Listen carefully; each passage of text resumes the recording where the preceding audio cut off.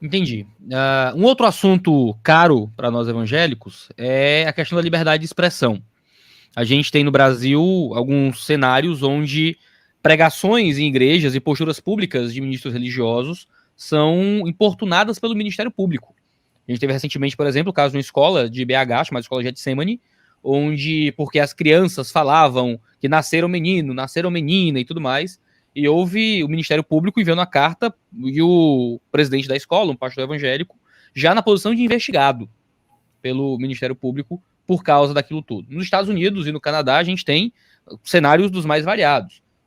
Seja o próprio cenário civil, né? Você tem recentemente agora o caso do Joe Rogan, né? Que tem um podcast mais famoso do mundo, que tem sido perseguido por dar espaço para gente anti-vacina e tal. E muitas pessoas tentam persegui-lo, mas a gente tem cenários públicos, não é? Jurídicos, como no Canadá, onde a gente tem uma lei que foi recentemente aprovada que qualquer tipo de discurso público relacionado a questionar gênero, escolhas de gênero, opções sexual, acaba podendo ser interpretado dentro de uma lei como um tipo de discurso de ódio ou um tipo de terapia de reversão de gênero. Isso tem gerado muito debate no Canadá, nos Estados Unidos, e no Brasil existe muito medo sobre liberdade de opinião. Disse que o discurso evangélico, você pregar que homossexualidade é pecado, que Deus fez homem e mulher, e que é melhor você se perceber de acordo com o seu sexo biológico, não é? Isso tudo já é um discurso de ódio, já é um discurso que deve ser tolhido pela sociedade. Como é que você interpreta esse tipo de ambiente de discurso de liberdade de crença no Brasil? Olha, até escrevi um livro da minha tese de doutorado, isso em 2002, lá muito tempo atrás, e um dos temas que eu abordo é a liberdade de expressão. Eu tenho uma posição, assim, um tanto quanto radical em matéria de liberdade de expressão, que um pouco vai na linha lá do que defende a Suprema Corte norte-americana. A liberdade de expressão ela é fundamental, não só para o funcionamento da democracia, mas que a gente possa ter um livre intercâmbio de ideias, e desse livre intercâmbio a gente conseguir encontrar, né, soluções não só para os nossos problemas, mas respostas para a nossa vida. Então, eu sou muito refratário a restrições relacionadas à liberdade de expressão. Tá? É claro que existem sempre algumas exceções possíveis, por exemplo, calúnia, difamação, incitação a agressões, isso normalmente está fora do âmbito da liberdade de expressão. E aí você tem que avaliar esses casos mais controversos. A gente tem que fazer uma separação também, Iago, entre o que é o domínio público, né, o que é o Estado, o governo, e o que é o domínio privado, e também a esfera religiosa. É um pouco na linha da Bíblia, né? Dai a César o que é de César, dai a Deus o que é de Deus. Cada um tem ali o seu espaço. E a liberdade de religião, como, de certa maneira, muito relacionada, até historicamente, né? A liberdade de expressão e a liberdade de religião, elas aparecem juntas.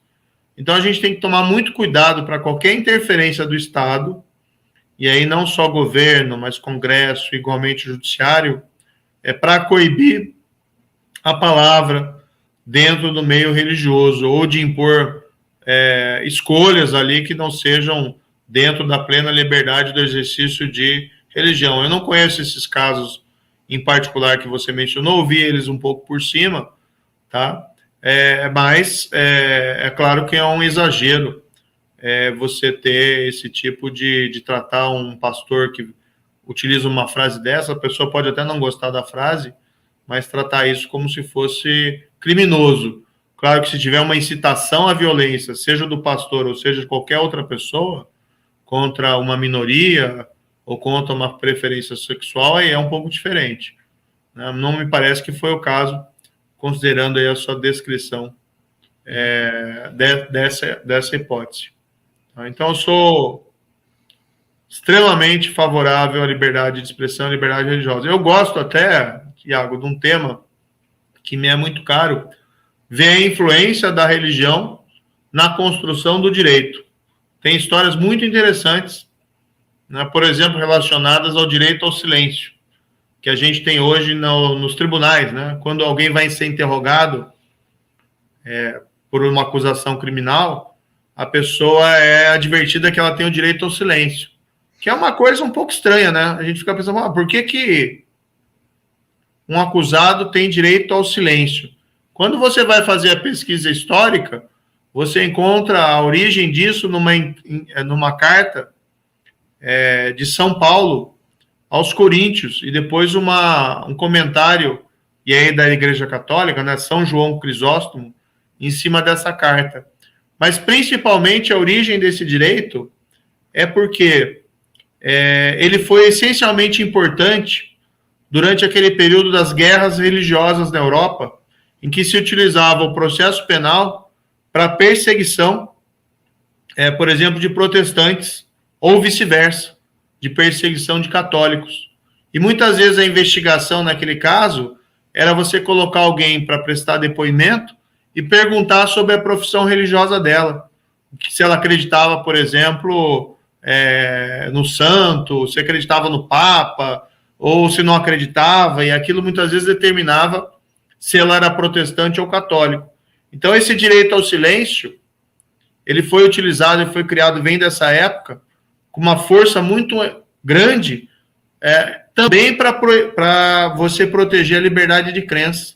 Né? E isso tem uma força histórica tão grande que está até hoje no nosso direito. Mesmo num contexto absolutamente diferente, em que a gente não tem, né, perseguição religiosa através de processo criminal, salvo, né, eventualmente algumas distorções aí, como aqui você relatou nesse caso.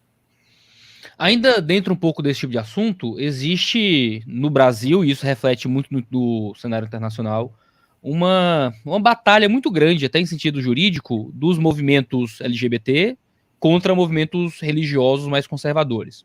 Isso hoje se manifesta, por exemplo, nas pautas de gênero, né, as perspectivas de gênero, que são um movimento que é chamado pelos seus detratores de ideologia de gênero. Né?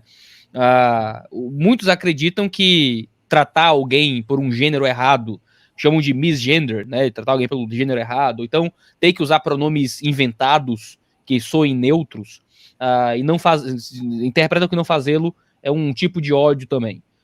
E tentam levar isso até para os tribunais. Existem casos de filhos que levam pais para os tribunais nos Estados Unidos por misgender, né, por usar o gênero errado e coisas assim.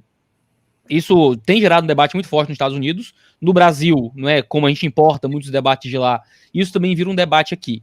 Não é, como é que essa questão de ensinar a perspectiva de gênero na escola, educação sexual em escola, a liberdade dos pais lidarem com os filhos com relação a isso, é um tema que também está muito aquecido dentro do debate religioso, e seria muito interessante ver como é que você também interpreta esse tipo de coisa.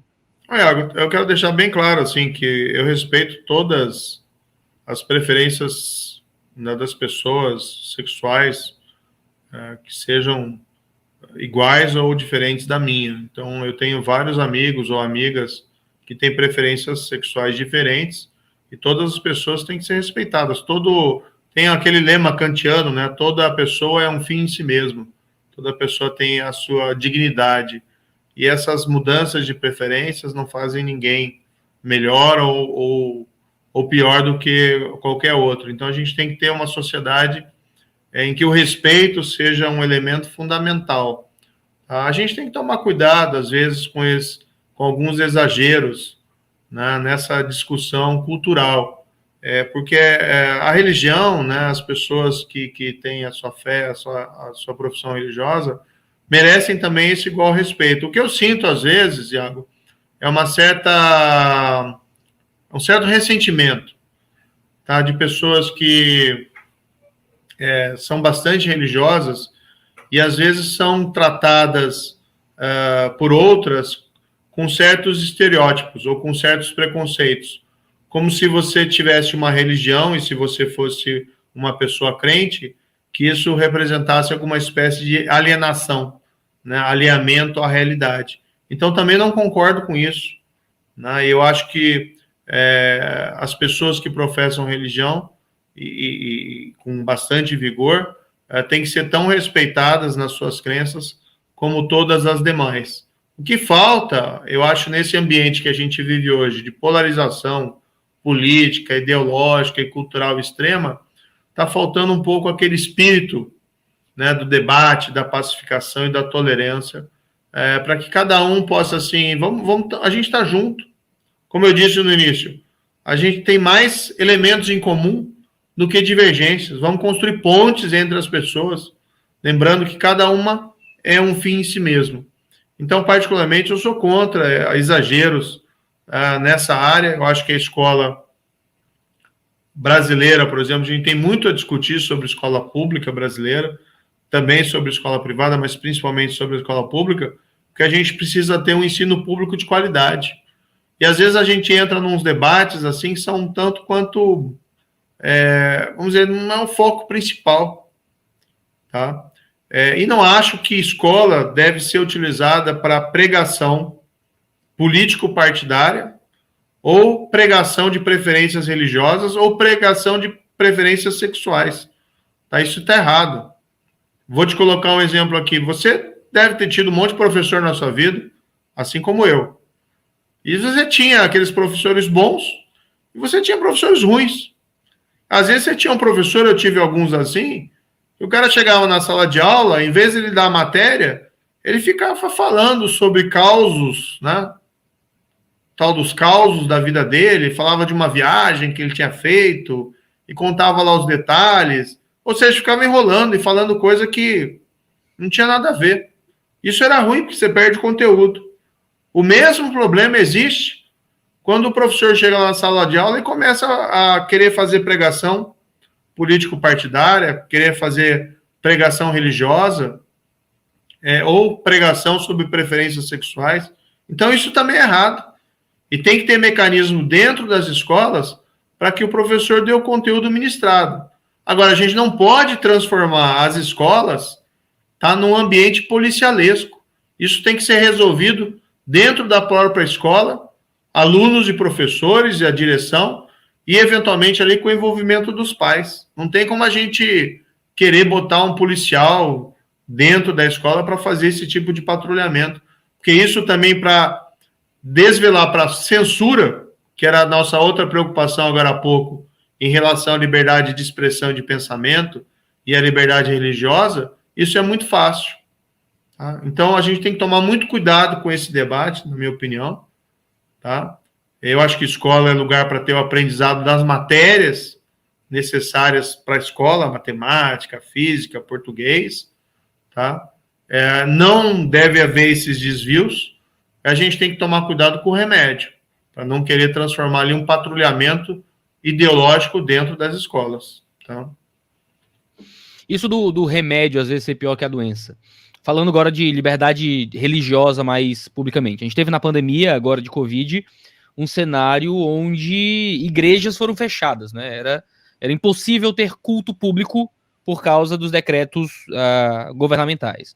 Houve uma ação, que foi até o STF, que tentou propor inconstitucionalidade de proibir culto. Você pode ter algum nível ali de cerceamento de alguma liberdade para fins de cuidado sanitário, mas você não poderia impedir a atividade pública de culto, porque isso iria contra a liberdade de crença.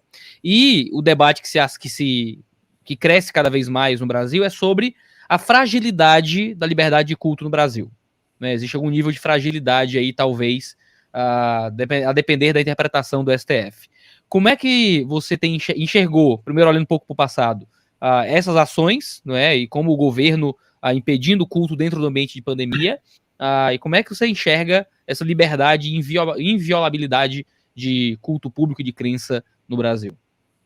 Tem o velho ditado que diz lá, casos rumorosos geram mal jurisprudência, né?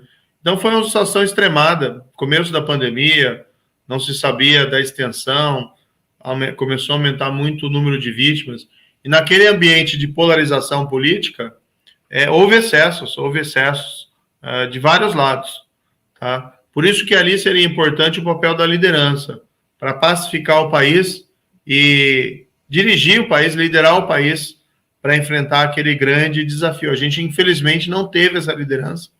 O que a gente teve foi uma polarização cada vez mais extremada. Isso se reflete também, Iago, né, fazendo aqui um breve parênteses, nas escolas. Escolas que ficaram paradas aí 2 anos. Claro que tinha ali uma preocupação e um cuidado com a disseminação da doença, mas acho que podiam ter voltado antes, com cautelas, com cuidados sanitários. E o mesmo se vale aí para a questão das igrejas, né? Poderia-se pensar numa solução diferente, desde que tivessem ali tomados cuidados importantes de lotação, máscara, cuidados sanitários. Mas o problema é que essa polarização foi tão grande que acabou obscurecendo o debate e colocando quem defendia a possibilidade das igrejas ficarem abertas como um extremado religioso, um fanático, tá?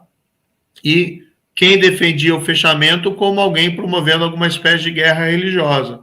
Era aquele momento para alguém colocar a bola no chão e a gente discutir e chegar a um ponto comum, tá? Eu acho que a liberdade de religião é sagrada, tá? É sagrada, até um pouco redundante falar isso, mas está também na nossa Constituição, e é fundamental que a gente preserve, né, essa liberdade religiosa, em vários sentidos, seja o Estado não dando preferência para nenhuma religião, tá? Porque isso é perigoso, e o Estado também não coibindo o exercício, o livre exercício do culto pelas religiões. Ou seja, você tem que ter uma separação de fato estrita entre Estado e as profissões religiosas.